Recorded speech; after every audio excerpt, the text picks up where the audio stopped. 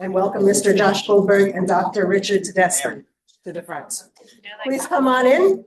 Please come on in. Take your food and please come on in. Some people mistakenly think of a traumatic event as the inevitable beginning of the end. Not Mr. Goldberg, not Dr. Tedeschi.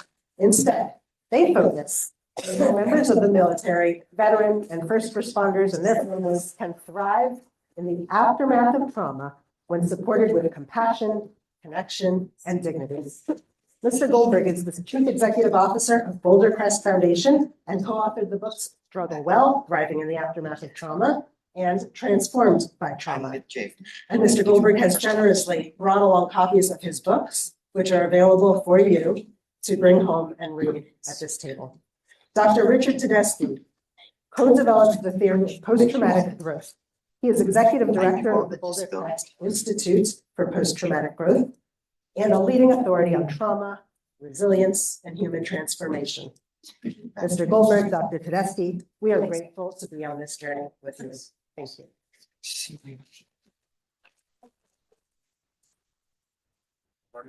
Reach out in time. Take two. I want to start with two thank yous. The first is I want to thank Shelley, Carly, Eric, the Jewish Federation team for putting this on. So we can put our hands together for them. Thank you.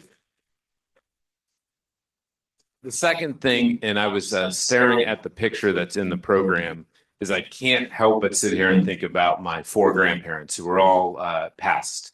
And this morning, and I wear my grandfather's tie around my neck that I took off of him every day as he battled congestive heart failure toward the end. And it fills me with grief today, some sadness, and a lot of joy.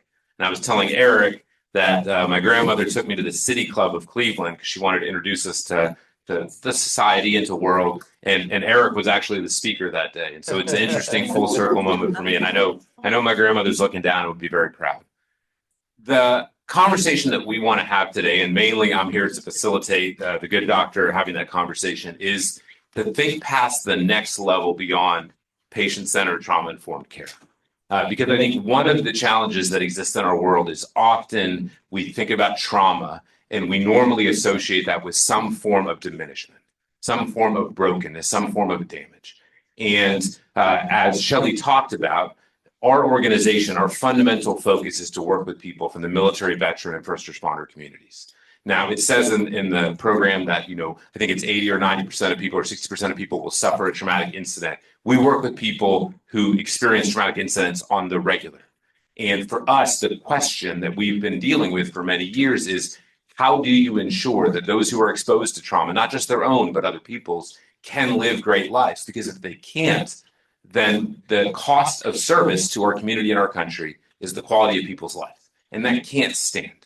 And that's as true for the people we serve as it is for everyone in this room who's engaged in service. And so what my hope is that you leave after an hour with a better understanding of what post-traumatic growth is, how that might look in a PCTI format, but also for your own sake, get to benefit from what we call vicarious post-traumatic growth, is the joy of getting to see other people grow and face their trauma and travel through that in meaningful ways. And the last thing I would say is when we first were reached out to by Shelley and Carly, the question was, and I noted the Holocaust piece, is every single person who goes through our program at Boulder Crest, many of whom are not Jewish, will take home a copy of Man's Search for Meaning by Viktor Frankl, which I think is the best book that's ever been written. Frankl, an Austrian psychiatrist who spent 3 years in 4 camps, lost his parents, his brother, and his wife in those camps. And that story for us is the story of post-traumatic growth, Viktor Frankl's work. So this is very nested and very true to us. So with that, I want to introduce my dear friend, Dr. Rich Tedeschi, who I call the godfather of post-traumatic growth. But Rich, thank you for joining us today. Thank you, Josh. And I very much appreciate being here as well. This gathering shows how many people are caring about trauma survivors of all kinds and how your dedication to them is making a difference in the world. So we're wanting to have a little conversation with each other and then in a way with you so that you can understand another way of looking at your work that will sustain you and the trauma survivors that you work with. So Rich, I think the first question, right, trauma informed, is how do you think about what trauma is and how you would define it? We are usually in the mental health space confronted with the concept of trauma in terms of diagnostic labels. And at Boulder Crest and through the work that I've done in post-traumatic growth, we get away from that kind of strict definition of what makes for traumatic events and the particular sort of symptoms that accrue to people who've gone through trauma. And instead of thinking about it that way, we look at trauma as something that creates a disturbance in people's core belief systems. The foundations that we all use to understand ourselves, the world we live in, the lives that we have ahead of us, and any events that create a disturbance in those basic beliefs about what we can expect and understand about living our lives, that's trauma. So there are a lot of different things that people go through that create those kinds of disturbances that disrupt that core belief system. And so talk a little bit in that context is what is post-traumatic growth? So post-traumatic growth is what happens in the aftermath of that disruption of the core belief system. What this disruption demands of us is a reconstruction of that system. We have to remake it into something that helps us understand the world that now we confront because of these things that have happened. And so as Mary said earlier, what has happened to us hasn't broken us, but has certainly forced us to reconsider what now, what next, what am I going to do with my life now that these things have been happening to me. So the core beliefs force us to reconstruct this system. And in doing so, we come upon what we've found are 5 different ways that this reconstruction results in understanding of life.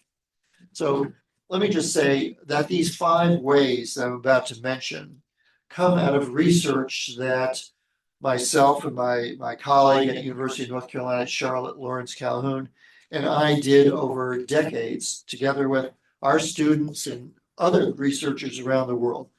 So there are 5 things that people who survive trauma tend to talk about as the changes in what they understand about living life.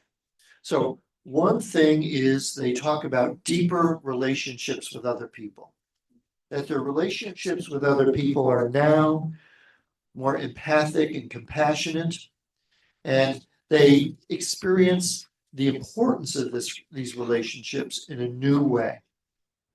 Another thing is that they see new possibilities or opportunities for their lives that they might not have explored before. Maybe they're forced into these new situations, but they come to value these things because these things make them into people that they wouldn't have been otherwise. So new possibilities or opportunities.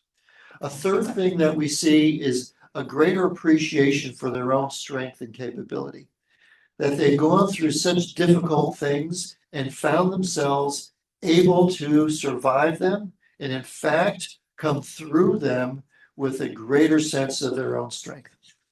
The fourth thing is a greater appreciation for life, where they have gratitude that they're still managing their lives. And not only that, but they see life in a way that allows them to appreciate things in a way that they haven't before. Perhaps simple things that they took for granted, they no longer take for granted. And then the last thing that they talk about is some spiritual or existential change and development. This could have some religious connotations, but not always. But they look at life in a sense where there's a greater purpose or meaning to it than they might have recognized before. And they're going to use that sense of purpose and meaning to go forward in a life of service. So those are the 5 things that people tend to talk about when you ask questions, what is the aftermath of this traumatic experience for you? Not only symptoms and diminishment and all that, but the other side of the story, that it's changed you in some ways, perhaps positive ways, and then you start to hear about these 5 things. You know, one of the things that strikes me is when we go out and are talking or training people in the idea of post-traumatic growth, and we'll ask people to raise their hand if they've heard of PTSD. And of course, everyone everywhere raises their hand because everyone's heard. My 8-year-old nephew has heard of PTSD. And then you say, raise your hand if you've heard of post-traumatic growth, and maybe 1 out of 100, 2 out of 100. And when we start to talk about it, and what people say is, why has nobody ever told me this? All I've ever been told is how my life's going to be damaged and diminished because of what I've experienced. And when you consider the idea of going through great difficulty or things coming back up that maybe you suppressed for a long time, it's natural that there's a lot of darkness associated with that. And that can compound itself in really significant ways. And I think that when I look at the work that we've been doing, the work that Rich did, what I think about is one word. And I think it's the one word that human beings need. It's hope. It's hope is the belief that how things are isn't how they have to be. Hope is the idea that my actions can create change in my life. And when people believe that by leaning into something, by going back to something that they maybe never faced before, that it is the start of the end of their lives, is in so many ways what we are dealing with on a regular basis is people who would prefer to white knuckle life and just keep it down as opposed to face it and deal with it. And what I would say, and I want to come back to the kind of origins of post-traumatic growth, is there's a lot of universality to life and struggle, a lot. And we happen to work with people who are exposed to a lot of trauma, 3, 4, 5 major incidents on a regular basis every year. But there's not much that distinguishes them from other people when it comes to how trauma affects us and what we can do with it. And Rich, I think one of the things that I've always found really interesting is the journey for you and Lawrence Calhoun to find your way to coining this term post-traumatic growth was not a journey to come up with a better treatment approach. It was a journey to try to understand where wisdom came and what allowed people to live a full life. So can you talk about that journey from sort of traditional psychology work into, pioneer, if I may be so bold? That's right, Josh. Lawrence and I, my good friend and colleague Lawrence Calhoun and I, when we were at the university, we were really having conversations about what it is that's most interesting about people from a psychological point of view as psychologists, and what is it that we really want to know about people's lives that's of great interest to us. And we talked about the idea that as psychologists, we've focused so much on treating disorder that we've neglected looking at the concept of achievement, actualization, and wisdom. Now, some people have looked at that in psychology for many years, but that's not really been much of a focus. So we decided we wanted to look at that. And when we started looking at the literature on wisdom in psychology, that is how we research this and understand it, there was a dearth of research in that area. So that's what we decided would be interesting. And then what we decided to do was to simply learn about that from people who we thought might be wise people. And the people we chose were older people. We did some work with older widows. Most of these women were in their 70s and 80s. And they were doing well, and we're wondering how they did well given the things that happened in their lives. So the aging population was very, very important in the origin of this work.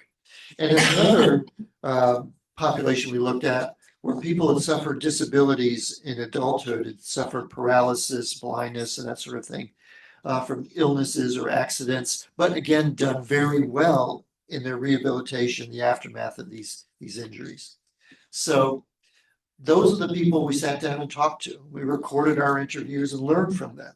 And that's been a central focus of everything we've done since.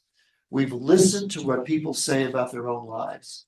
And when we talk about person-focused or person-centered work, this is at the center of what we have done too. It started there by listening, by having people teach us about their experiences. And that's guided all our work at Boulder Crest since then too. So that was the start of it. We wanted to hear what happened after these traumatic circumstances. What was the next thing? How did you do this? How did you live in the aftermath of this? And that's been another focus. What's trauma informed about our work is not a focus on the traumas themselves so much. I mean, that's a start, but then what next and what people have done that's remarkable in the aftermath of all of that. So, and Rich, I guess, can you talk a little bit about how important the questions we ask are to frame perspective and to get to some of the wisdom people In mental health, the questions we usually ask on intake forms are, what symptoms do you have? How depressed have you been? How anxious have you been? How much sleep have you lost? How much have you been over drinking? Whatever. All these symptoms of difficulty and almost never is a question asked about, has this taught you anything? Or have you changed in any ways that you value or might be positive? What have you learned from this? How has your life changed in some ways that you recognize as valuable? We almost never ask those kinds of questions. And if you don't hear that part of the story. You can just assume that people are struggling and that's the end of the story. But there's another part of the story that we need to ask about, because when people start talking about that, they have the hope that Josh mentioned. Say, oh, it's not the end of the line. This isn't all there is. There's more. And what you can do in your work with people is to ask those kinds of questions and have that kind of focus, not to dismiss the traumas that people have been through or the suffering and distress they still have, not to dismiss that at all. That's not what we're saying. We recognize that those are horrific things that people go through, but that's not the only thing in this story. So we need to look at what's happening going forward in the aftermath of these events and how people are using their perspectives to engage life in a new and different way that brings value to them and the people around them. Just like Mary was talking about, those Holocaust survivors greeting her, they have this positive impact on other people around them because of what they learned about how to live life. They had a positive impact on Mary. And that's what you find when you start asking these kinds of questions and talking about these things.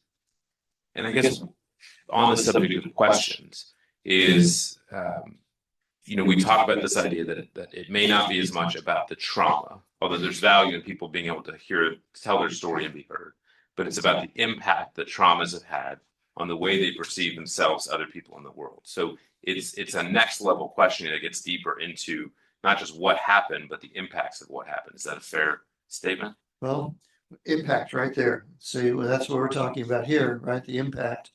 And that's right. The impact is on the individual person. It's on the people around them.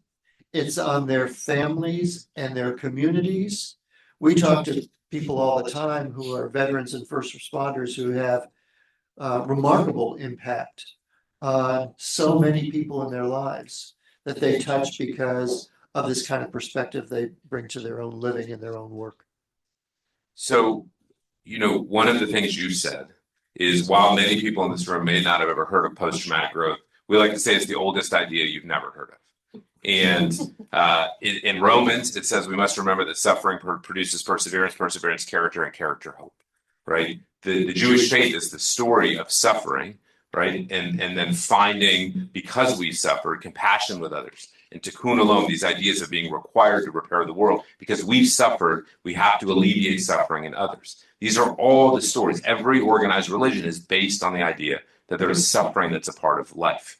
And you see these through lines, and it feels like sometimes, because we're all a function of our society and our subcultures, is, we've gotten to this place now where there does seem to be this premium on diagnosis. General Mattis, who some of you may know was Secretary of Defense, is a very, very well-regarded Marine general. General Mattis said that victimhood in America is exalted today. And it is this idea that people identify with the worst things in their lives, and they use those things as a rationale for why they don't live a better life, a more meaningful life. And I think that in post-traumatic growth, there's an invitation to something beyond where you're at today. And it's not easy, but I do think that there is this opportunity. And I guess, Rich, when we think about that and we think about the lineage of post-traumatic growth, and it can obviously date back to the origins of human beings, but can you talk a little bit about that overlap with, in particular, Holocaust survivors and Viktor Frankl? Of course, Viktor Frankl is a very important figure in this whole concept.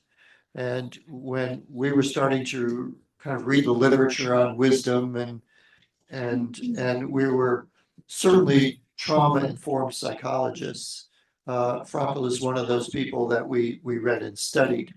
And when you think about the concept of post-traumatic growth being focused also on the meaning that suffering has in a person's life, Frankl has a lot to say about that. Because suffering that is meaningless is something that has no value for the individual or anyone around them. Why bother living life if your suffering has no meaning? And Frankl talked about how to create meaning in the aftermath of suffering.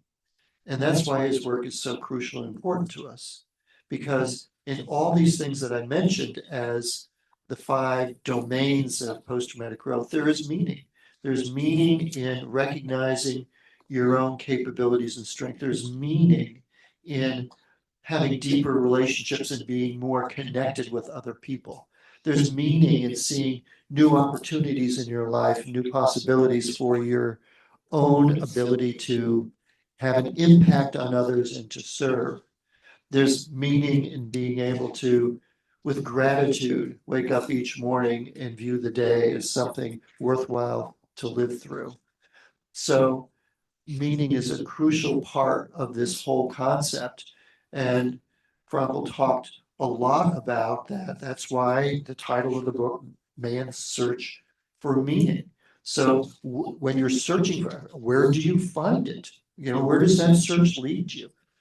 In our work at Boulder Crest, we encourage people to search for meaning in service to others.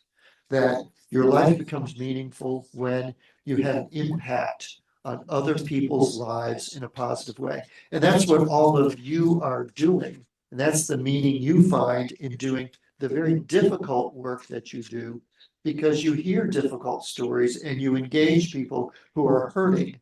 And you know that it's very deeply meaningful to be engaged in work of this kind. So quick show of hands. Who's read Man's Search for Meaning by Viktor Frankl? Who's read The Choice by Edith Eger? I highly recommend those 2 books, both from Holocaust survivors. Edith Eger passed away maybe a month ago at 99 years old. But two amazing stories of people who went through the Holocaust and Auschwitz. And like I said, those are the touchstones for, in addition to Rich's work, for the work that we do at Boulder Crest. And those are the stories that are in the lips of a lot of veterans and service members who never otherwise crossed paths with the Jewish community or the Holocaust survivor community. That's really powerful.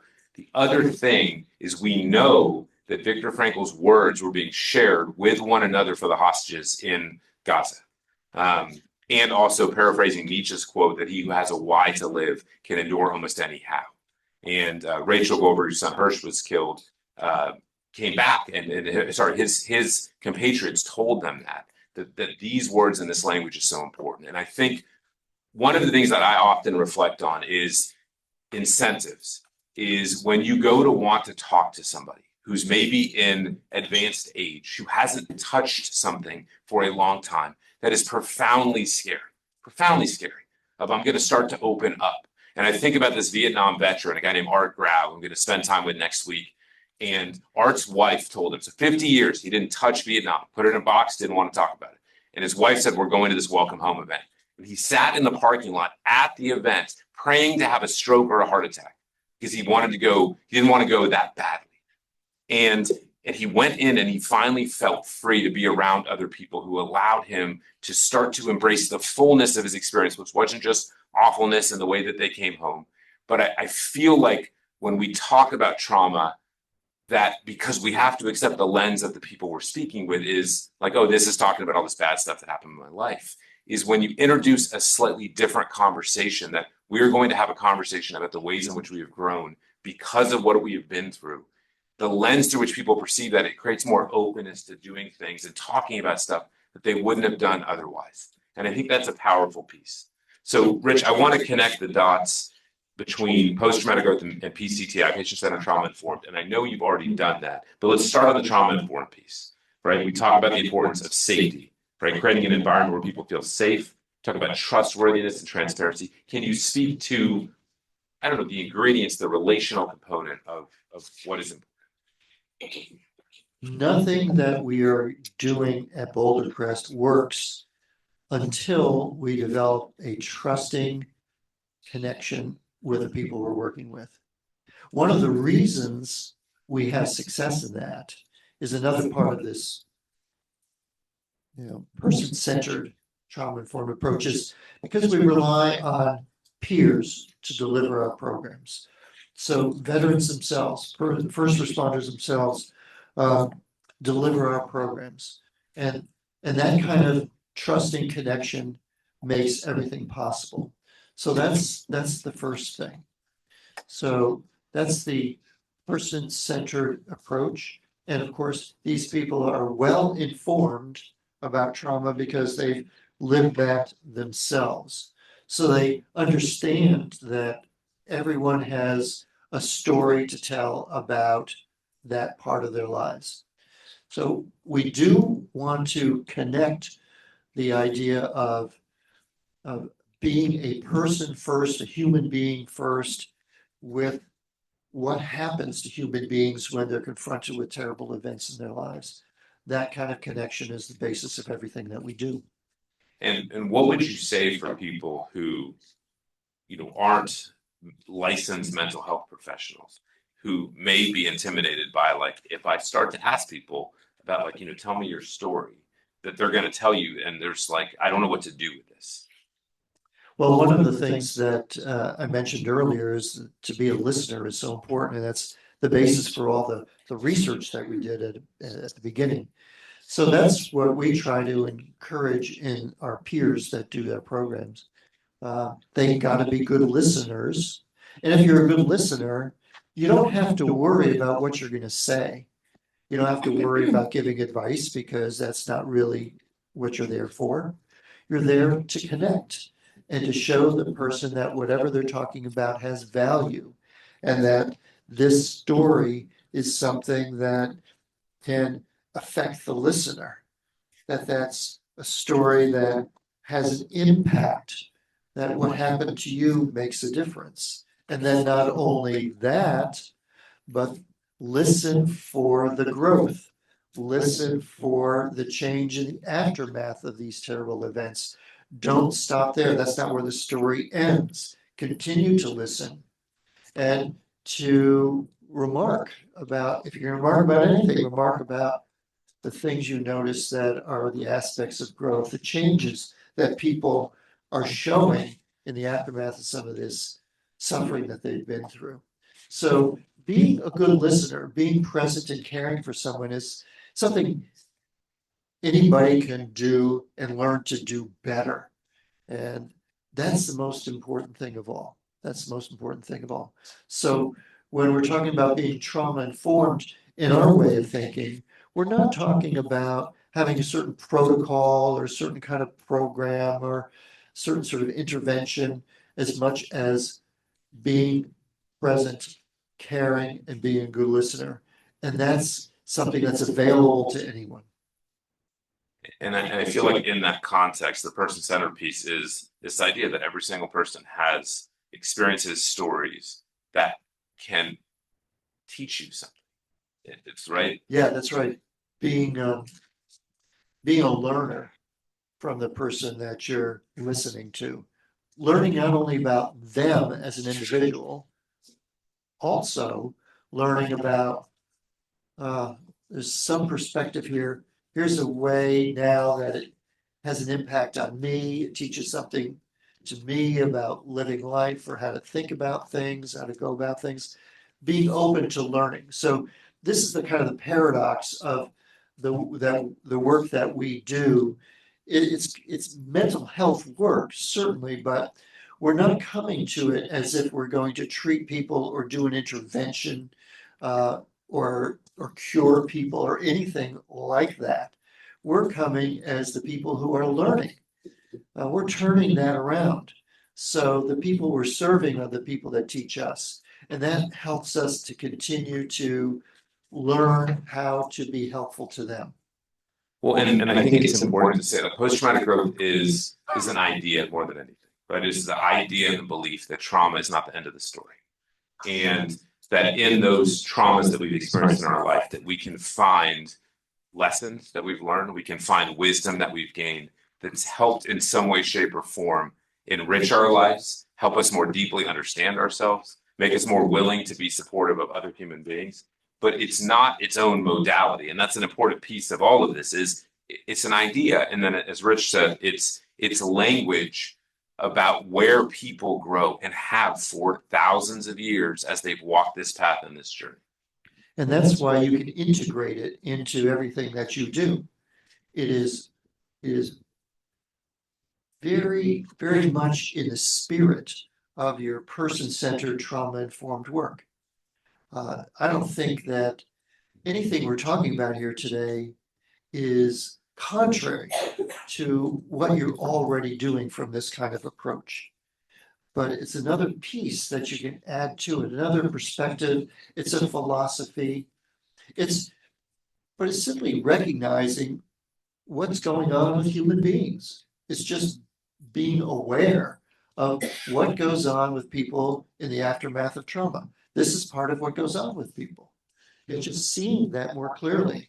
And in seeing that, just paying attention in just another way as you do your person-centered trauma-informed work. So you're now trauma-informed even more, maybe. And you're person-centered maybe even more. But it all is connected with this kind of approach that you're already using. You know, I mentioned that sitting here with you all makes me think about my grandparents, and my mom's parents were loving, and my nephew's named after my mom's father. And my dad's parents were a different story. And I remember that book, The Chosen by Chaim Potok. And my dad would make appointments to see his parents, which is a challenging world. And, you know, as grandkids, we could not penetrate whatever layers existed around my grandfather. And they took us to Disney World. And my brother and I, we were like 8, 9 years old. And we would count how many other kids my grandfather spoke to, because he basically had nothing to do with us. And you think about the realization, that as little kids, you know something's weird, but you don't have language for it. And it reminds me a bit about what you said, Shelley, is just you don't have what you need is, you know, and never talked about it. And it turned out that my grandfather, and he was from Lithuania, and he had made it over, but a bunch of his siblings and aunts and uncles and cousins didn't, and they were killed in the Holocaust. And as best I can tell you, to psychoanalyze a man who's not here, is getting close to family was scary because family got killed. And he protected himself by keeping a distance. And it's hard not to sit and wish, you know, that you could have conversations with somebody who's still around. And I think about on the flip side of that is my grandmother lived to 102, his wife. And I sat with her when she was about 99, and I recorded her. And I just asked her questions, like Rich is saying, about what life had taught her, what was meaningful to her, these lessons. And I think there's such an opportunity that the other piece I would just submit is sometimes it's like trauma is not the lead into the story, right? The lessons of life, the wisdom gained is the lead in. And that's kind of when I say to you, one of the things, let's just be clear. I think you guys could probably intuit this. Most veterans and first responders don't really want to talk about the stuff they've been through, right? That's pretty much the hallmark of the communities. But when you talk to them and say, hey, you know, as people walk through life and they have experiences of different kinds, they tend to gain wisdom. And the wisdom they gain is in these 5 areas. Do you learn anything about yourself or life in any of these 5 areas? Tell me about it. And all of a sudden, they'll start to tell you a really, really heavy story. But the doorway to entering that story was not, tell me about the worst thing you've ever been through, or talk to me about the trauma you've been through. It's, talk to me about what you've learned. And it almost kind of, you end up into the depths of the story, but even their perspective is different. What they're mining about that story is different.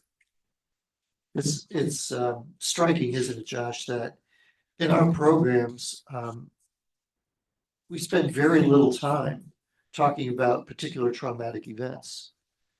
And then the other thing that's striking is that the things that you may assume are the traumatic events sometimes aren't at all what people talk about as the sources of their greatest suffering. So that's why we have to listen and not make these kinds of assumptions. You ask these kinds of questions that you mentioned, and you see where people take it, see where they go. And it's interesting, and Shelley spoke about Oprah, and this idea, she wrote a book that was, it's not kind of what happened to you, right? And it's like for us, and we talk about this, we say it's not what's wrong, it's what happened, right? When human beings go through certain experiences, they have certain responses. That's just how our system is. Frankel said an abnormal reaction to an abnormal situation is normal behavior.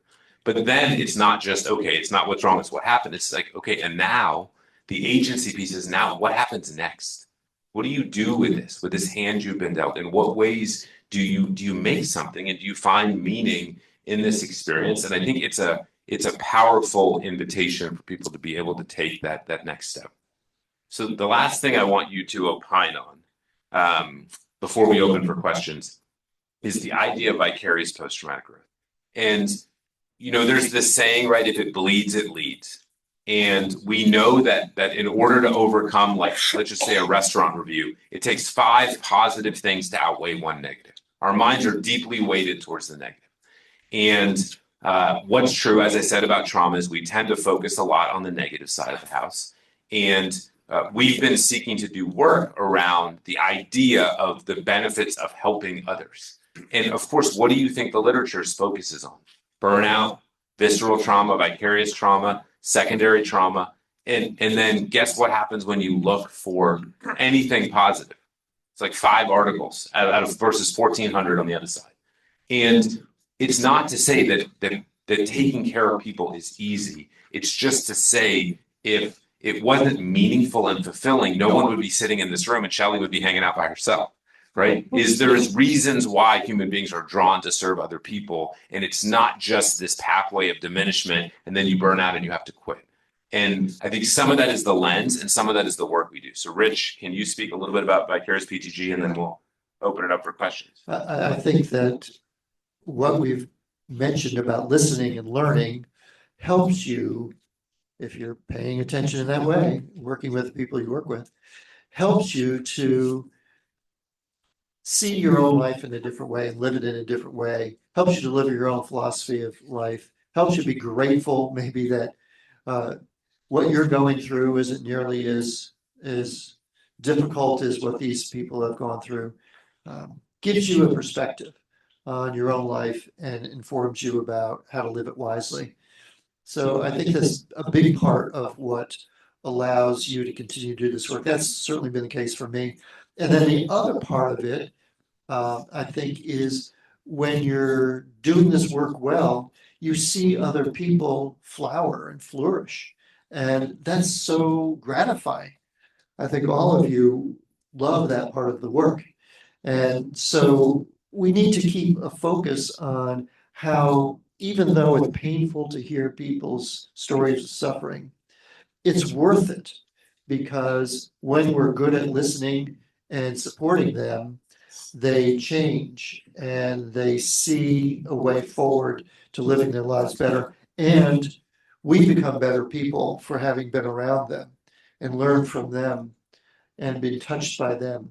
So that's the vicarious post-traumatic growth. We start to experience some of those 5 things that I mentioned. We start to deepen our own relationships. We're grateful for the life that we're living. We see new possibilities and how we can be helpful or live life well. Life becomes more meaningful. We see our own strength in being able to sit with people and tolerate hearing things that are hard to hear. It takes a lot of strength to do that. We can see these things in ourselves more clearly. And Brad, are we doing questions? Okay, perfect. So I'll finish with a few final thoughts. One is, and I hope that you feel this, is I am deeply, deeply grateful as a member of the Jewish community, as a person who's having interesting conversations about aging parents in my own right. My 70-year-old father is cutting back from work to 4.5 days a week. But what you do matters. It is so important, the support on the caregiver side, the support on the aging side. And I'm just deeply grateful for what you do. And we were having a conversation last night with a dear friend of ours who's runs Marine Forces in Korea. And we were talking about Asian culture and the sense of commitment they have to the aging in their communities.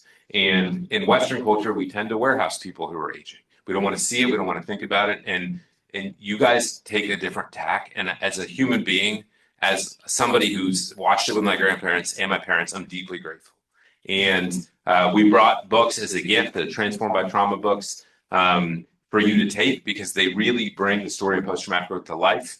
We've built a couple of courses. One's called Post-Traumatic Growth Certification for Mental Health Professionals. One's called Post-Traumatic Qualification. One's called PTG for Life. We've got coupon codes. I don't want anything from you. We want to give you whatever we have that might be helpful, because I care deeply about what you do. And one last thing I'm going to add to Shelley, because there's one other day in June. I got really tired of PTSD Awareness Month. I'm like, why do we have a month to celebrate this awful thing that everyone already knows about? So we got one day, so we're starting. But June 13th is National Post-Traumatic Growth Day. And so for what it's worth, it'll be the 4th this year.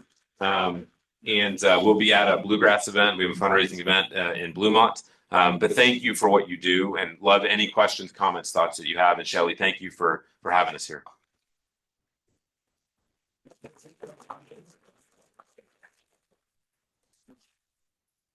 Wow, thank you so much. I really appreciate your comments, your work, and starting today, I'm going to add that question to my vocabulary. What did you learn? What's next? Does anyone have any questions that they would like to ask? And I only ask of you in the audience to please say your name and where you're from before you ask a question. Hi, I'm Yonit Hoffman. I'm Director of Holocaust Community Services in Chicago, working with 1,400 survivors, and I'm a child and grandchild also of survivors. And just thank you, Dr. Tedeschi. Your work has really anchored my work over the years. First, as a child psychologist working with traumatized and abused children, and now at the other end of the continuum with elderly Holocaust survivors who had childhood trauma. And I did research on resilience that had transferred intergenerationally in survivors, looking at some of those strengths that you talk about and how those get passed down to children and next generations, and certainly to us. So the idea of vicarious post-traumatic growth is interesting in that regard too. One of the things that I looked at was protective factors. And I wonder if that's something that you've considered or looked at. What allows people who do thrive, who do make meaning?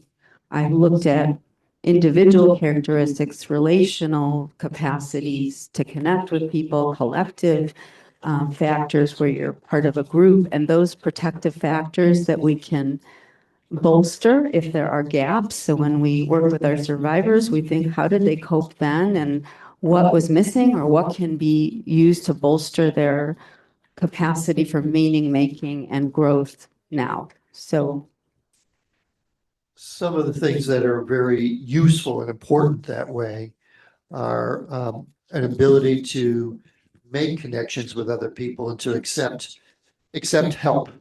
Accept support. So that's one thing. A second thing is being open to new ideas and new ways of doing things, being open to novelty, because what you're going to be doing in the aftermath of these events is finding a new pathway for yourself. So you have to have the openness to that. Another thing that we do focus on at Boulder Crest in our programs a lot is helping people with emotional regulation practices, or being able to manage distress, because it's hard to think through all this and get anywhere with it when you're dysregulated all the time. So those are some of the factors that we emphasize. And I do appreciate so much you saying that this work has guided you in what you've been doing. Of course, that's gratifying to me. Thank you.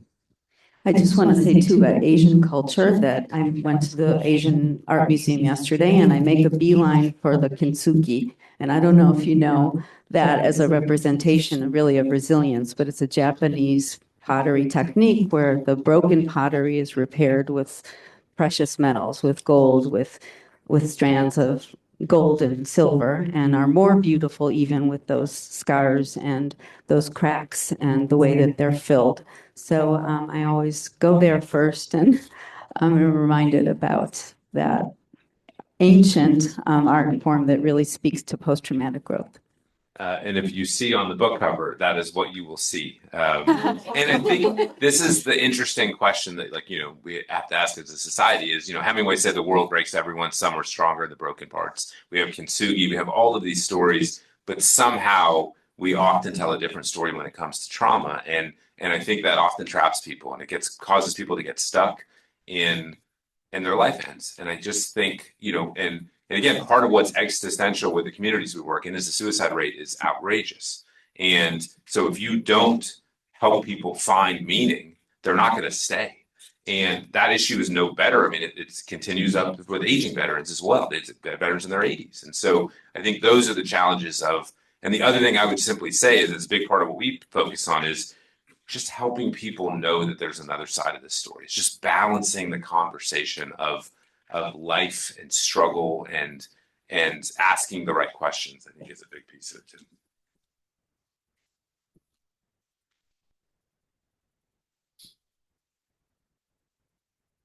Hi, I'm Alice Tennis with JFS in South Florida.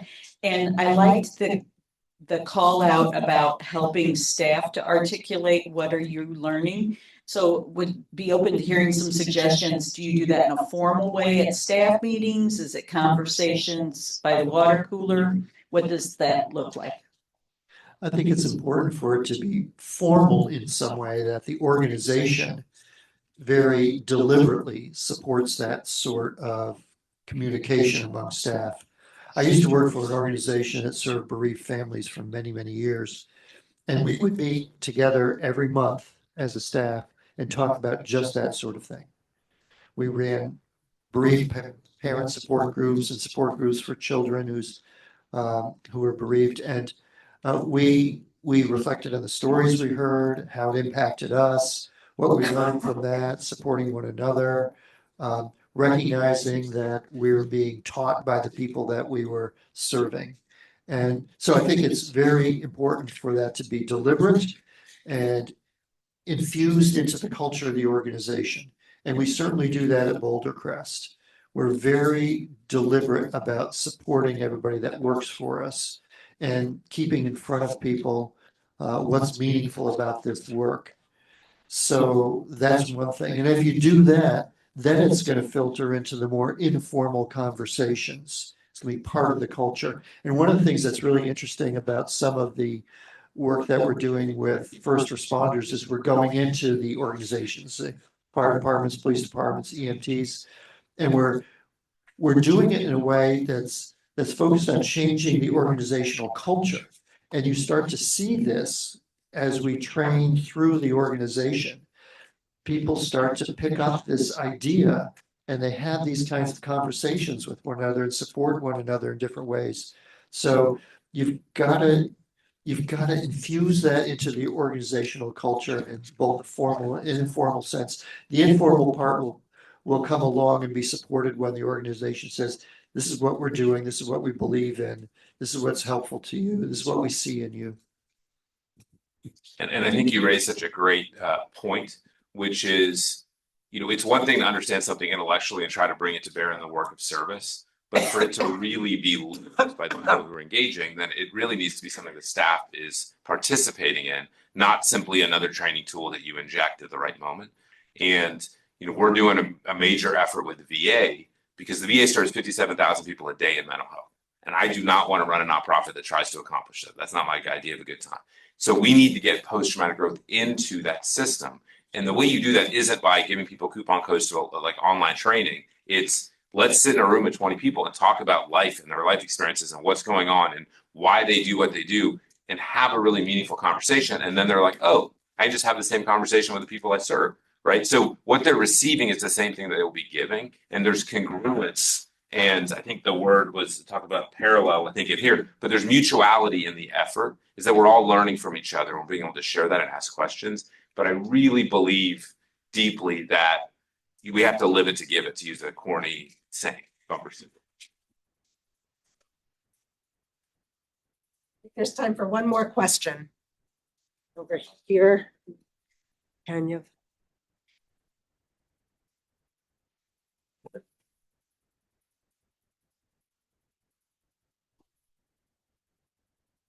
Hi, I'm Robin. I'm the Generations Program Coordinator at JFS Rochester in upstate New York.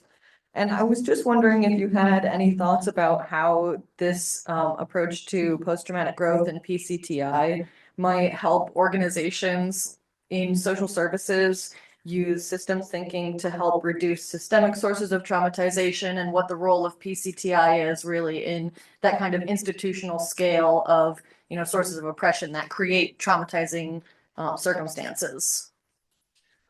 I think the basic concept of valuing each human being is crucial to that.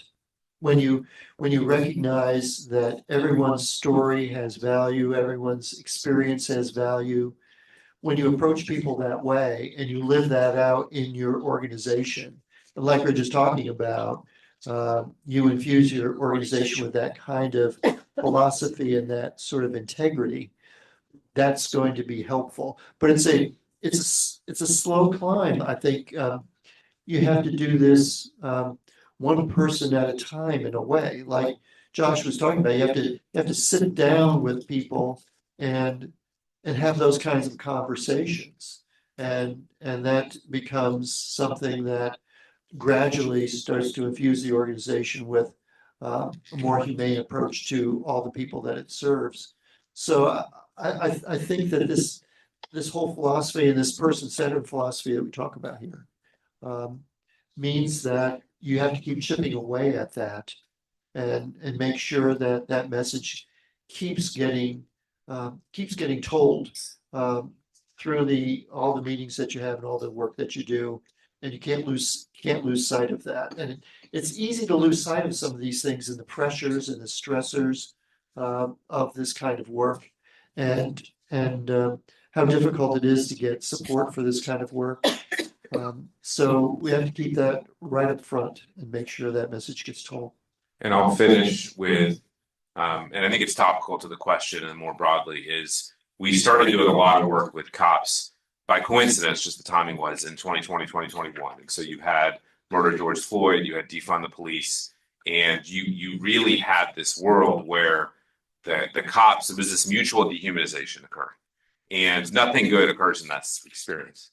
And we started to go in and have these conversations with cops. We started in Miami, we went to a bunch of other places and started to help them refine their humanity. And when they did that and they encountered somebody, and there are a myriad of stories of instances where they normally would have just arrested someone and thrown them in the back of a car, where they just looked at somebody and they sat down on a curb and said, what's going on for you right now? And sat and had this conversation that they were both in tears on, because the reality is cops are as much social workers as they are anything else. But when they just don't care or don't think anybody cares about them, nothing good happens in our society. The reality is, no matter what you think, it's like cops who are well will do their job well. And if they're not, we're going to have issues, and there'll be systemic issues. And so I feel like that's a big piece of, as Rich said at the beginning of his response, is just helping people reconnect to their humanity. And if you've been abused as a kid and you go into these cultures and the rest of it, like, it's just a bad story. And I think that's what we get the opportunity to do is remind people that they're human beings, that they're not unique, that they have stories, and so does everybody else. And if you walk around the world realizing that everyone around you can teach you something, then life is a hell of a lot more interesting than when you put your headphones on the minute you get on an airplane and don't want to engage, although we are all guilty of that sometimes.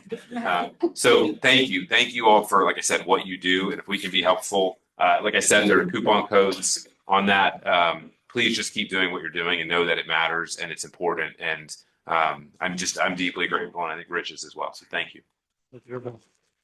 Thank you. Thank you. We have some bits for you as well. Thank you both for being here and this really truly engaging conversation. We appreciate it.